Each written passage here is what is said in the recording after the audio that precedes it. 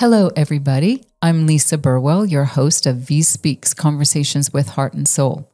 I am super excited today to interview our next guest, who is Lettye Burgtorf. She's mom, a wife, advocate, entrepreneur, visionary, and superwoman. And that's what I think of you, Lettye. Welcome to the show. Thank you. That's a little too kind. I don't think so. So you have what I consider a fascinating story. You have lived in our area for 22 years in Rosemary Beach, the beautiful Rosemary Beach, new urbanism community that I think is one of my favorites, actually. I think Rosemary Beach just embodies like, oh my God, like very European, but also like a place that you really can live there. It doesn't feel so much like a resort town, even though, of course, in the summer it probably does. But I don't know. I just think it was a very well done town and concept. I agree. And so your story is fascinating to me. So I know your daughter, Hunter, because she does some photography work for us and she does a great job. And then recently we've actually sat down and talked to her about transforming a book that we're publishing in March into a screenplay, which I don't know if she told you about, but she had some really good ideas about that. And I just love her. I don't know your other daughter, Hannah, but I love Hunter so much. She's such a good person, smart and on the ball. And I really feel like I know you a little bit more from knowing Hunter, you know, like the mom behind, you know, this wonderful child that you raised. And you homeschooled Hunter because she wanted you to homeschool her. And she asked you, which I think at 5 years old was something way beyond any 5-year-old normal intellect or capacity to vocalize, Mom, I want you. I mean, you know, how evolved is Hunter at 5 years old that she asked you that? And then in turn, you, her mom, said, okay. So that's the genesis of the story, right? So take us on that journey about how that little decision and request has yielded where Ohana Institute is today, and you starting out homeschooling your daughters and 17 kids before. I'll let you take it from there. Thank you. Excuse me. Hunter is very creative. And she has her own way of thinking about things, which I love so much. And there are a lot of kids like that have their own ideas, and you should empower those ideas, right? So having her home and then having Hannah and having her home, they were two different kids, but how beautiful that they were able to come together and study together and to be a part of that learning process. And we did a lot of traveling and we exposed them to so many different cultures that they understood that everyone everywhere is the same. They may look different, they may have a different culture or speak differently, but they love just like we love. Exactly. They, you know, get jealous or they might not like something or, you know, they're learning new things. So it was really important to me that my kids understood that. So as we began to homeschool and we moved to Rosemary Beach, and there was another kid that wanted to be part of our life, and so she lived with us 3 nights a week, and now she works for Deloitte. And then there were 17 kids. There were 8 kids and then 17 kids. And so for a few years, it was such a joy to bring all of them together to learn. And I had other mom that helped me, and then I hired someone else. And to see that these kids really knew what they wanted. They really knew who they were. Having this type of learning gave them the opportunity to explore it even more and to follow their heart. So it was a beautiful time. And having kids who lived in Bali, and the Ragsdale students lived in Bali, and the senior's daughter lived in South Africa, and how beautiful to come together and learn from anywhere in the world. So having them on Florida Virtual School, and then also hiring 4 teachers on top of that to do projects together. So it was intercurricular projects, and them be able to grow in that, but to set their their own path, kind of. And so we talk about student-led a lot, and that's really it. You have to help a student know who they are, what they want, and how to guide them for the right path, right? So this is kind of what we did. And after a couple of years, the parents came to me and said, would you start a real school? Well, I didn't really grow up in America, so I wasn't really sure what all that looked like. But I took my homeschool values and brought them into that and focused on core values and time for themselves and time to serve others. Those were three really critical things. So at that time, when you had the 17 kids that you were homeschooling, had the name Ohana Institute been there, or was that just a homeschool? It was a homeschool. And then I asked them, if we start a school, like, what do you want to call it? And Ohana was our word because when I homeschooled my kids, I wanted to teach them a little bit about finances and business, the little that I knew. And so I asked my girls, like, what do you want to call our business? Because we're going to do like design, because that's what we liked. And that's what I liked.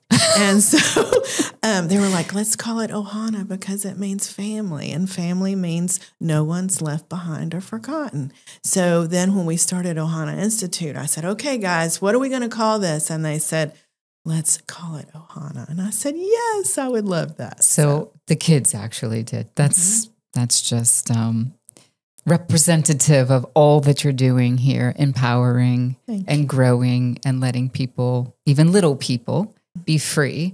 And I think that, in my own personal opinion, people underestimate children so much, and they almost discard them because of their underestimating, like, all that they really know and think and can be. And so what you're doing is you've created this environment that they're not getting squelched and they're not getting pushed aside or, subdued. Right. Like, who wants to be? I mean, I think we learn, even in my generation, you learn to be subdued because institutional learning platforms, that's what they're really doing, and regimenting you and relegating you. Thankfully, I was a, crazy, my own person, my own spirit way back then, so I could not be regimented, which is a good thing. Yes. But anyway, what you're doing is great. Thank you. So then you got you had your office space, or not your office space, but your school was above Paradis in Rosemary Beach. Was that the first place? The first place was above what's now Edwards. Okay. So it used to be the wine bar Medusa Rouge way back in the day when Shane and Dana had it. And so our little school was above that. And we had probably 8 to 9 kids at one time. And then we started growing. So I went to Jeff Dungan from Dungan Niket, and I said, can I have your space? I said, I have all these kids and you're not here anymore. And so he's like, yeah. So I rented that space, which is now Sowell House. And so it's so beautiful to see that growing and having the energy, the good energy. And then we ended up having the whole floor except for one space by the time we were finished. And then it got too crazy. The pickup line, the drop-off line was down 30A. It was just too much. And how many students were in that facility? 130. Wow. And so we had to leave there. Because it was too many kids. And so thank goodness that Core, the family just was so kind to us, and we went to 30 Avenue. Tina and Brian Core, who really produced and made a beautiful addition to our community in their 30 Avenue, which we were talking about before, about how just very uptown it is to be a kid in this town, to go to Ohana Institute and be in that environment, which is like, the Rodeo Drive of our area. And you have 4,500 square feet throughout. We have a lot. More than that. That's the high school. Oh, just that. Yeah. Okay. The K through 12 is almost 20,000. And then the STEM lab is like 2,200. The day school is about 2,000. And the art is about 2,200. So it's a lot, but I'm so grateful for them. We would never have been able to do this any other way. I knocked on people's doors for a very long time before he was so gracious to open the door to us.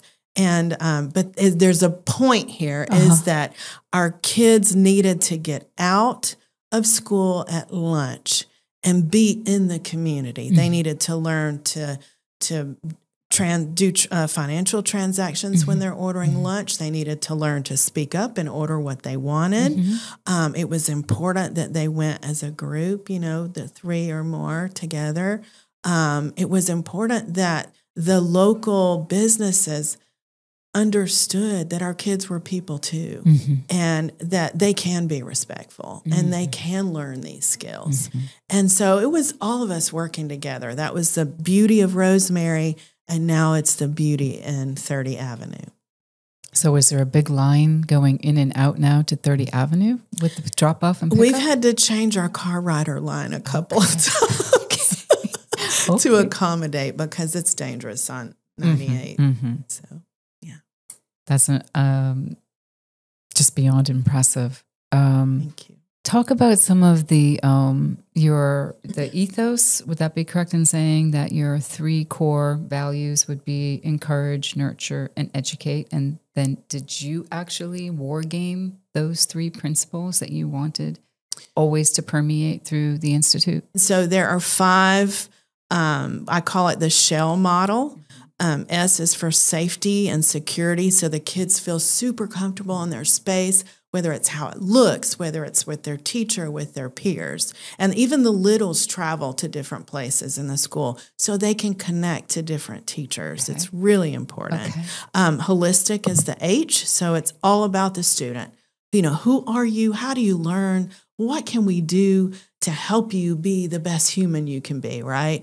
And what experiences can we offer you through a holistic value that will help you do that? And then the E is for experience. So we want them to travel. We want them to do PBLs where they have to research with experts and bring different curriculums together and just make it meaningful. School should be meaningful, right? It shouldn't be, well, why do I need to learn this? Well, let's do this project and we'll show you. It's real world. Right. And then the first L is for loving ourselves. So we do 10 minutes of quiet time every day. No phones, no computers. They can write, they can draw, they can pray, they can meditate. I'm really fine with anything. They can sleep if they need to for 10 minutes, as long as there's no talking. They need to connect to one another through here, and they need to connect to the source of who they are. And the second L is for loving others. So we have 4 days a year as a school where we serve other people, whether that's through Aliqua, whether it's through Food for Thought, even though we do a lot with Food for Thought, but whether it's helping clear the dunes, or during Hurricane Michael, we went and worked on houses. And so super important that these values, educating kids is important, and that nurture is so important. On all of our ends, really important. Have you seen any withdrawn or shy child that came to you and then watched them blossom as you were doing something very different? And that must be the most rewarding part of what you're doing. You're making me sweat now. I'm so excited.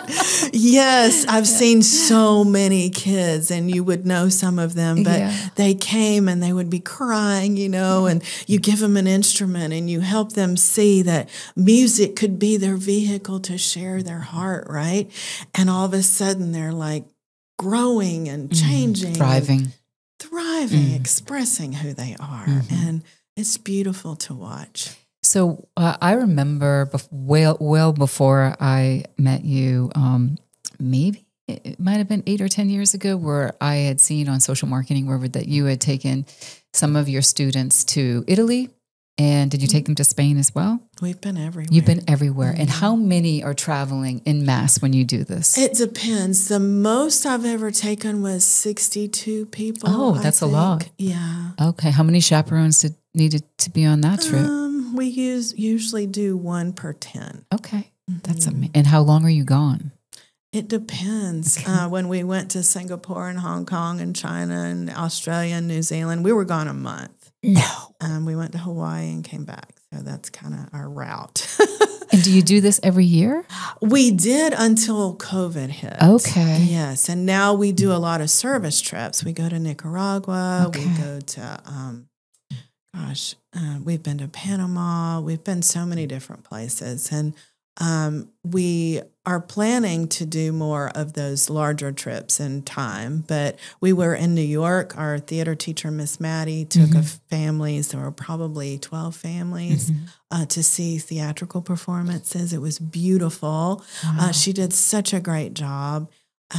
We've had kids go to Nashville with Mr. Dan, and they learn all about the business of music, and it's just an incredible experience. So This is unbelievable.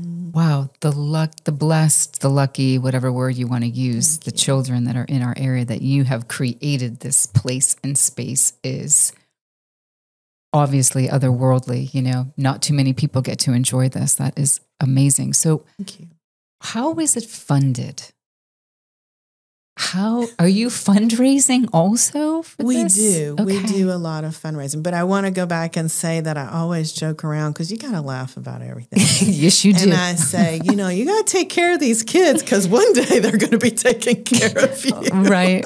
So You're pouring in. Yes, so we really try to do that. But we have a tuition amount, and I won't get into that too much, but the county raised teachers' salaries. And so, of course, I would love to pay my teachers $100,000 a year, you know. Right. So we had to raise our tuition to $18,000, which was really against my thing because this is out of love, right? Right, it is, yeah. It's not out of anything else. It's a nonprofit. Right. And so we have the tuition, which pays for our staff and some of the building and, everything that goes with that. Then we fundraise. We have to for extra projects, for any type of curriculum increase, or we write grants, for those kind of things. So if a subject area needs something, then we will always try to fundraise or we'll try to work on a grant for that. But like even our activities outside, because we have a golf thing out in the back. And so Jonathan was instrumental in helping get people to donate to that. So through donations and people just being great, just amazing, just willing to help. It's fantastic. If you build it, they will come, right? I mean, sometimes you just have to live off Field of Dreams, right? Absolutely. That's how I live. And I've learned, though, to be more organized. And I've learned to plan more. But it's really not in my DNA. So I try to hire people who complement me in that. Because if I'm left to my devices by myself, I can dream up so many things that, it's crazy. But it's so good. Thank you. Because you need dreamers and, the world needs you and dreamers. Or else it would be a very boring place. Yes, So what was your background? I did a little research on your background, and is it right that what was your original plan? Were you going to be a doctor? I was going to be a doctor. Yeah. My whole family, they're all doctors. Okay. So they made a lot of fun of me for not going to medical school. Okay. But my dad was an OBGYN. My brother's a dentist. My uncle's an ear, nose, and throat. My aunt as a psychiatrist, and all the cousins are, ear, nose, and throat, and, whatever in the medical field. Yes. So they all made fun of me for not, going to medical school. And when Hunter was born, my brother was in Boston, and he's like, please come up here and go to school with me. I'm like, I can't. I have a baby. Right. So I was a pre-med major for 3 years, and I took organic chemistry, and I was like, why am I doing this? I'm creative. I love people, and I'm creative. I need to study art. Right. And so I'd already done all my Spanish classes because I'm fluent in Spanish. And I had so much biology, so I minored in those two things. But then I started just going at it 24 hours a day in art. And I traveled and did papers on architecture, and I was able to graduate within a year of doing that. And it was a little crazy, but I finished. And so my degree is really in art. It's a fine arts degree. Okay. And do you still dabble in that? Or is this your art? This is my art. Yes. Yeah, I would love one day to go back to that, but I like people too much. Yeah. That's I'm not too old yet. Yeah. You can pick it up a year later. I don't think it's going to happen, but maybe it will. Yeah. How hard is it to get a school accredited? I have no idea how hard that can be and what's involved. Yeah. So the first year Ohana Institute was Ohana Institute. Dr. McAllister from Panama City and his team came, and it's months and months of preparation. You have so many guidelines that you have to follow. The teachers all have to give you their scope and sequence perfectly. To know exactly what they're doing every day, and that has to be part of the fold. Your safety and security has to be part of that. It's just so much. It takes months and months to get it all together. But he came, and it was so sweet. I felt so honored because he said, I came here for 3 days to teach you, and you guys have taught us. And I was like, wow, we're really doing a good thing, And it really is because we care. And they knew that we cared about the kids. And I mean, today I get so many comments from people saying, we think at our schools and even private schools that we're doing incredible things to provide the most innovative, opportunities for the kids. But when we come to your conference every year, your kids are talking to one another. Your kids are speaking to their teachers. Your kids are actually collaborating and learning together. And we see it, and that's what matters. And so I'm super proud of our kids and our staff for having that forethought as well, to really get in there and dig, Well, you created a free environment, and that's why they can freely talk, right? Yes, absolutely. I mean, freedom. And really, isn't that what we're all looking for? No matter what age or stage in our life, we're looking and searching for freedom. Absolutely. But the key is, with freedom, there's a lot of responsibility. Yeah. And accountability. Accountability. Yeah. So when they're, the freedom gives them a chance to explore different areas of learning, but they have to be responsible to follow through with their lessons, and actually assimilate it and learn it, not just taking in information and spitting it back out, but really, because our grading scale is 0 to 5. It's a mastery scale. So I don't believe that a kid should read something, take it in, spit it back out. How can you master the material? How can it be so meaningful that you could actually teach it back to someone else, right? So that is the purpose of this 0 to 5 scale, to begin to really learn the material. When you're in school, it's a spiral. You start in kindergarten and first grade and second grade, and you learn. And every year you come back and you learn a little more and a little more. So how can you master this? Right? Tell us about your Ohana Records and where that is right now, where it's going. Ohana Records, my kids were musical, are musical, I guess. Hannah was a drummer, and she was fantastic. And I don't know if you remember Doc Severinsen from the Tonight Show or whatever it was called. And so they came and they saw our kids play and everything. And he's like, if she was older, I would take her with me, But she said, Mom, I can't really make a living, I don't think, as a female drummer. So I'm going to nursing school. How old was she then? She was 12. Okay, well. 11 or 12. But anyway, it was funny. She knew. But Ohana Records was, it was a process of helping students be able to express themselves, to learn to work together. So it's a band program that has about 5 kids in each band, and they get to explore all the different instruments. And then together they have to work to figure out, what song do we want to play as a band. And so it takes a lot of working at this because they don't all agree on the genre of music and what they're going to do. So one person has to step up as the vocalist and kind of the lead of the band. So it's interesting to watch this process play out.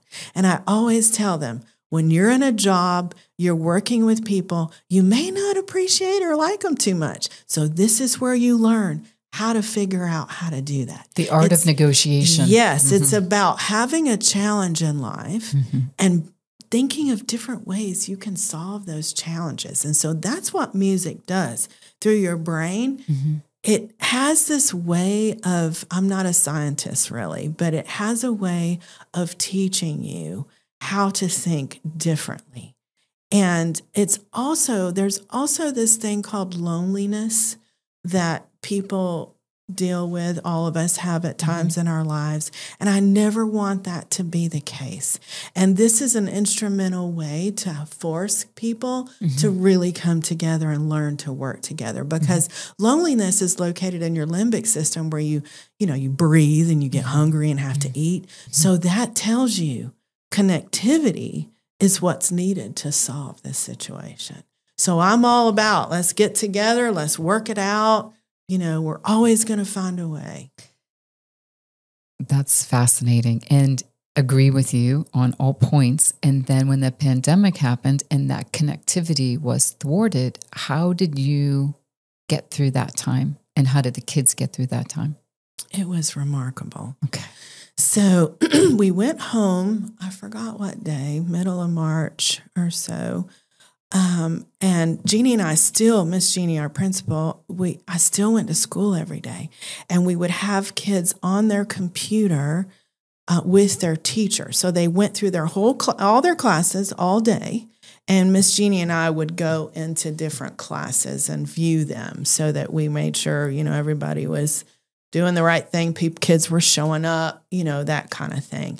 And it was really special because if students weren't on their computers for their class, they would start texting each other. Where's so-and-so? They need to get on their computer. And some kids would be sleeping or whatever, and they'd get up and come to class. It was beautiful. But after about a month of that, I'm like, we cannot do this. This is not good for these kids. And I said, we all need to be together. We've got to figure this out. So every day the rules would change, So we decided, I had a company called ProTech to put in the UVB lights in the ceiling. So all the surfaces were clean for 3 hours every night. Oh. And we had this thing called Iggy put in the school where you put your hands in and it totally cleans your hands completely. Every class, the kids would wipe down the tables and just make sure that they were clean. Everything was clean. And they wore masks. So we came back to school after about 6 weeks or so. That's good. And it was really important to see their faces. And they said to me, it doesn't matter what we have to do. We want to be in school. I said, fantastic. When you're inside, you're wearing a mask and stay away from each other as best you can. But I'm a hugger, so it's hard for me. Right. But when we're outside, let's have as many classes as we can outside, and you're fine. So we knew where every student and staff were at all times in case there was a sickness, and then we could follow it and send people home. Wow. And as a general rule during that time, was it pretty much COVID-free?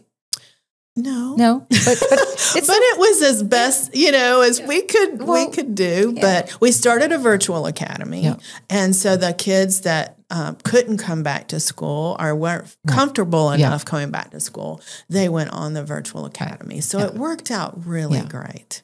We came back to work after 3 months. I would be coming in all the time, like you were when people had to stay home or whatever. But after 3 months, I just knew the way we operate and what our world is like, that it's better when we're together also, and forge through. And I never. It's just my own personal opinion. I didn't ever ascribe to the fact that people should stay working at home all the time and be completely alone and disconnected. And it doesn't work for the creative process that we have to do. And I'm sure I know just talking to you and listening to you that you feel the same way. People need people. I love people too.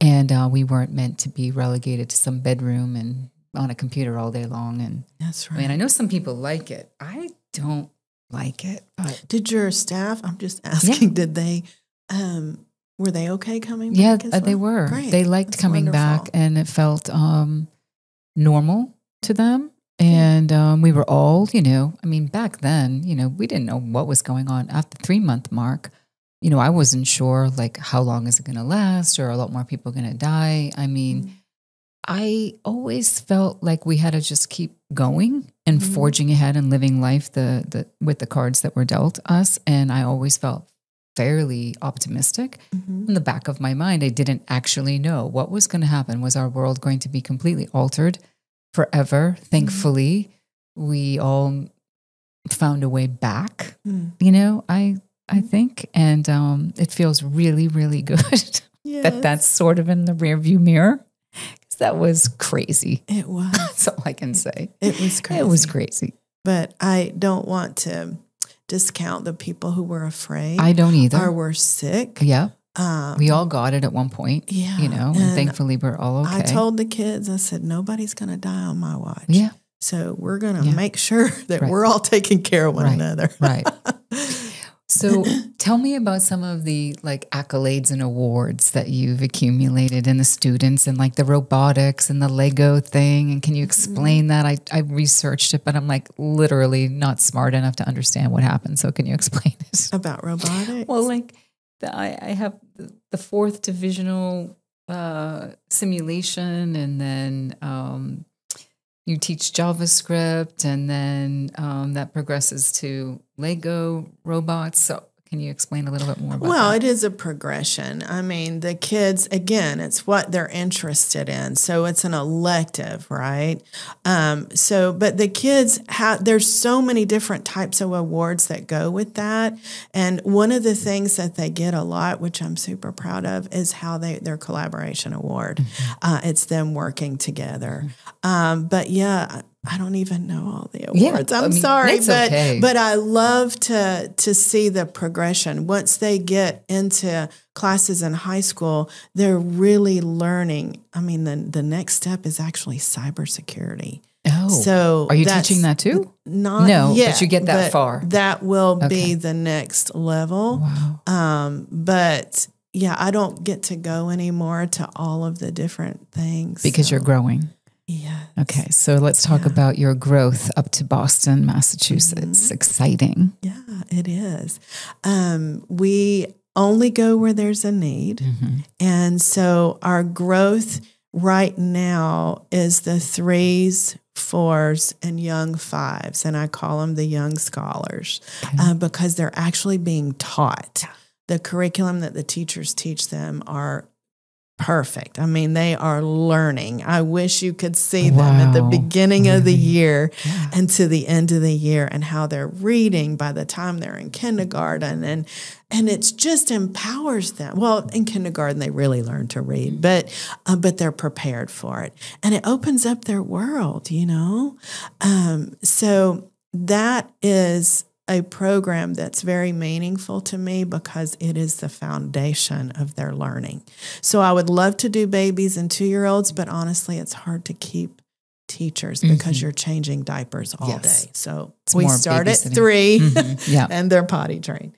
But we have friends in Boston and the Cambridge area that really had a space and wanted us to open a space there because the highly intellectual people that strive for that in that area is a good challenge for us. But also to offer this type of learning is very different than what is offered in other places. For example, I say our core values drive our learning. So we're not a religious school, but good values. Like this month, it's caring. We have family. We have gratefulness, global citizenship, ethics, all of those things drive who you are as a person. And so even the littles are getting that in their lessons. And then once or twice a month, we get everyone together to do a project that's focused on that core value. But it is integrated into their curriculum as best that they can, And is that school open now, or is it going to open? It's not. It's going to be open. Okay. And then we're opening one in Grand Boulevard. And then we're opening one possibly in Tallahassee. I've been in Miami looking at spaces, South Carolina. Wow. So it's just wherever people call me and say, we really need this, and I go explore and see if it's something that we can do. Well, I was going to ask if this overwhelms you, but that it would be not a very smart a question, because you don't look overwhelmed at all.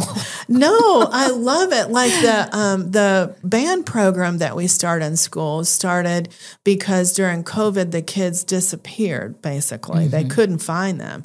So Julie and Brett Martin came with Alan and I, and we literally repainted this whole 3 rooms. We created a podcast room. We created band rooms, a listening room. And the first day at Olson Middle in Fort Lauderdale, they had maybe 4 or 5 kids.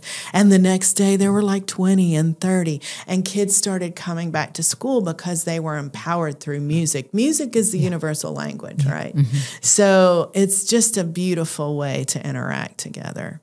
So we're doing those as well. Well, I don't think my superwoman description of you was that over the top at listening to everything that you've done.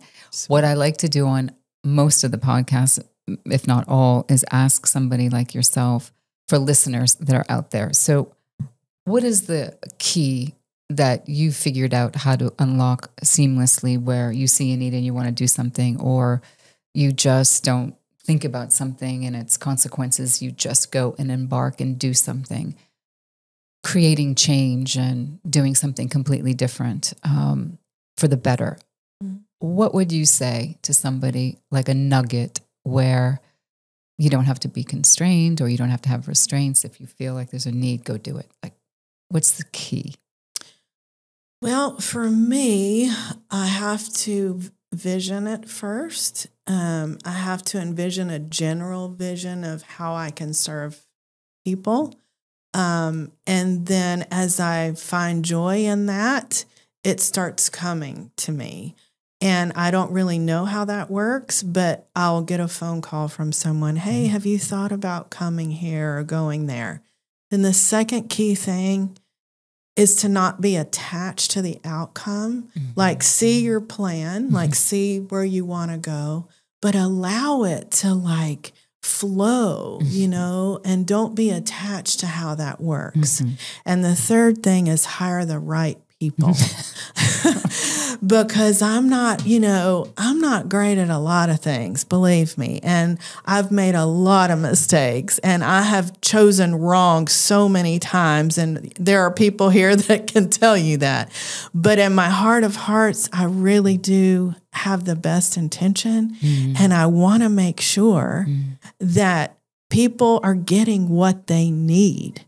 And this is a way to do it. And when we have the right people in the right places, how fun is it to work together? Right. And I have an amazing husband who we work side by side, just like you guys do. And it is between the both of us, he has great ideas as well. And he works really hard. And I'm just easy, like whatever, I'm happy to walk into it. Right. I'm not scared of the unknown. Like it's fine for me. Right. And I'll stand there and look and I'll figure it out, And that's not normal. And a lot of people need to be safer than that. Yeah. But that's just who I am. And I make, mistakes sometimes because I step into something I don't really know about. Right. But that's okay. But it's okay. You're learning just like, you're propagating learning, right? We're all learning and we keep learning, and mistakes aren't bad. You just try to not make it again. Correct. Or, that's what or you know what not to do, right? Right. Yeah. I have made a few again and again, and I'm like, okay, the next time I'm not going to really do that again. But, well, you're an inspiration. Thank you. You can just see and hear and feel your passion. You're, a true organic person that's just doing your thing. And I think it's remarkable. Thank you. And thank you for sharing your time and your morning with us. I appreciate it, Lettye. Thank you so much. Thank you. You're welcome. Thanks for listening and watching VIE Speaks Conversations with Heart and Soul. Have a good day, everybody. Bye-bye.